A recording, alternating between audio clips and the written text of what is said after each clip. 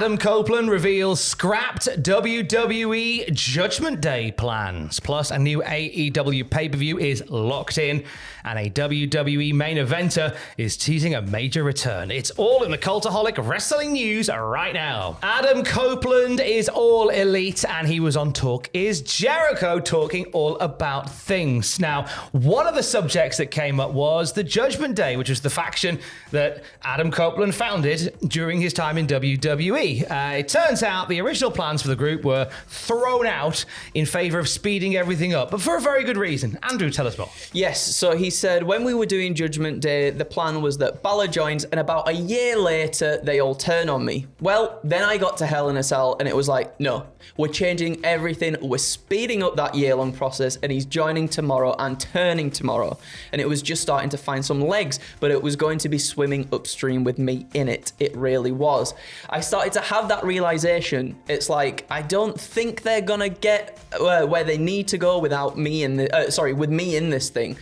People know the real story, and that was an instance where I did try and flip everything, change it all overnight, cut my hair off, change the music, and start coming out in suits. I tried changing everything, and I realized at this stage, it's not what they want, at least for me. They wanted to be able to cheer for this guy, and they didn't get to do so for 9 years. And that's a really valid point. I think that Edge is one of these guys that will, I think, always be a great heel, but people want to cheer him. Like, he'd only been back a year or so when the Judgment Day thing happened. I completely agree, and I don't know what it was with the Judgment Day stuff with Adam in there. It just didn't. I don't know what it was. It didn't really click for me. At the beginning of things, it felt like they were almost leaning into like the spooky supernatural side of things too. There was a bit of that, yeah. And maybe that is also another reason as why it didn't click for me. But I think as soon as Edge or Adam Copeland was ousted, that's when things I feel like started to turn around and things started to really like take shape a little bit more. And you can see how well that group has done in the wake of Adam Copeland leaving it. But however, I guess, granted, it wouldn't have happened if we didn't have Edge in there in the first place anyway. That's very to true. Put these people over, to have them go off and flourish on their own. But yeah, so I'm glad it turned out the way it did, at least anyway. Absolutely. Now, we have an update on a lawsuit levied at AEW from Composite Effects. We talked about this a few months ago. So the folks that made Luchasaurus' mask were upset with AEW and sued them for selling replicas of the mask that they designed. The AEW attempted to get this case thrown out of court. The judge went, nah, mate, they've got a point. And it led to what's happened this week, which is a settlement out of court being reached between the two sides. An order of dismissal being filed in the case with AEW and Composite Effects. So it seems like they've reached a financial agreement away from everything. A bit naughty if you're selling a mask that somebody else has made, making replicas of it. I think this is why Luchasaurus' mask changed. I think, the whole gimmick change and whole sort of colour palette swap for him is like a Mortal Kombat character. It's fine if we turn it red and black instead of green and black. That's not Sub-Zero. That's clearly Scorpion. Shut up. If in doubt, colour palette swap. So that is seemingly all sorted now, as is plans for an end-of-the-year pay-per-view for AEW. Ooh, a report from PW Insider suggests that AEW are set to end the year on 8 pay-per-views, with an event on December 30th said to be locked in, per sources at pay-per-view provider In Demand. Now, rumours had suggested that a late December event was in the works, but no theme, name, or even location had been confirmed as of writing. It's also worth noting that the December 30th date has not been confirmed either, but it's assumed that AEW will announce all elements at the same time should an event come to be. Why are you doing an event just before New Year's Eve? But I mean, it could be on New Year's Eve, which would... Imagine if they had like the countdown into the new year. It's like Jules Holland, but for wrestling instead. And Jules Holland could be the ring announcer. Yeah, he could be. Why not? Please welcome your opponent, Adam Copeland, Keen.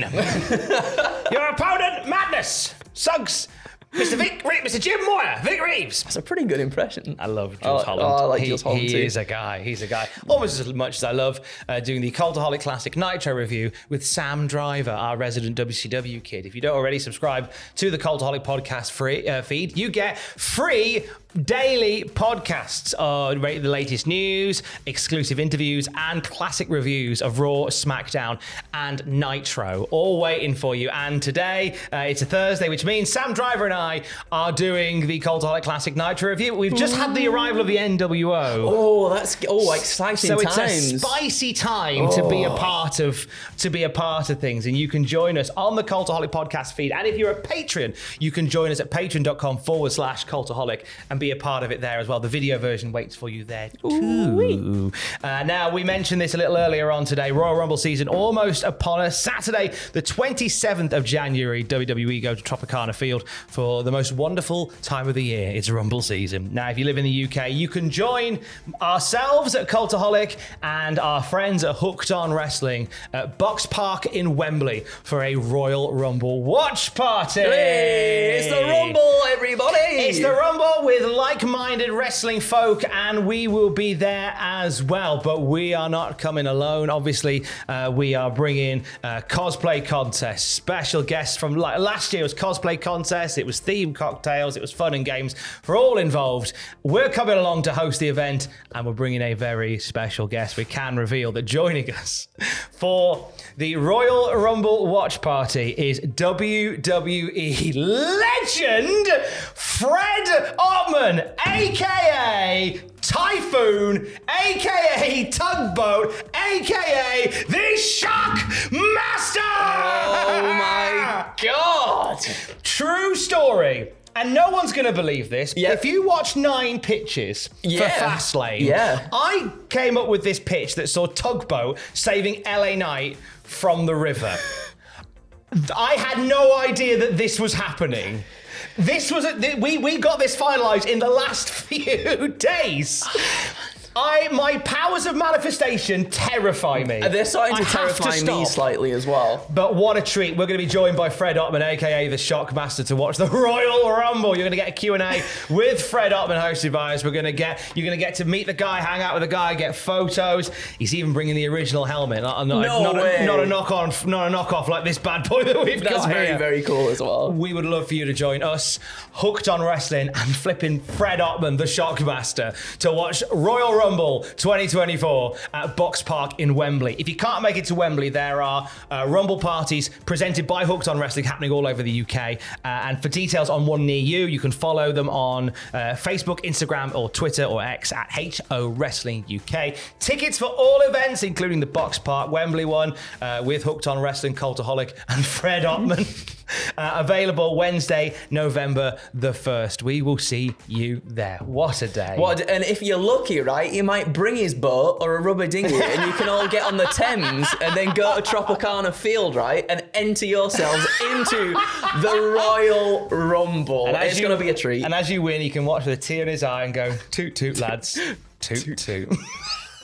Oh, tremendous. What a time, and what a time it will be when a WWE Main Eventer makes their return. Yes, the guy who a year ago headlined WWE Crown Jewel and then went on to have bangers at WrestleMania, Money in the Bank, and SummerSlam. We're talking Logan Paul. Woo! He's a Main Eventer. You can't take that away from him. He spoke to Justin Barrasso of Sports Illustrated about his future in WWE and said, "While I'm boxing now, my ultimate sights are on some WWE championships. Roman Reigns has them. I'm going to take them from him." Okay. Paul went on to talk about his WWE list that includes Reigns and current world champion Seth Rollins, and concluded by saying, "After I do this boxing match and knock out Dylan Dennis, I'm going to get right back into it." I'm happy to see him again. He's one of those people where I think a lot of us wanted to be like, oh, he's not that good in the ring, is he? And then he proved all of us wrong. He's got history with Rollins as well. I can see him and Rollins getting into it again at some point. Maybe even a mid-card.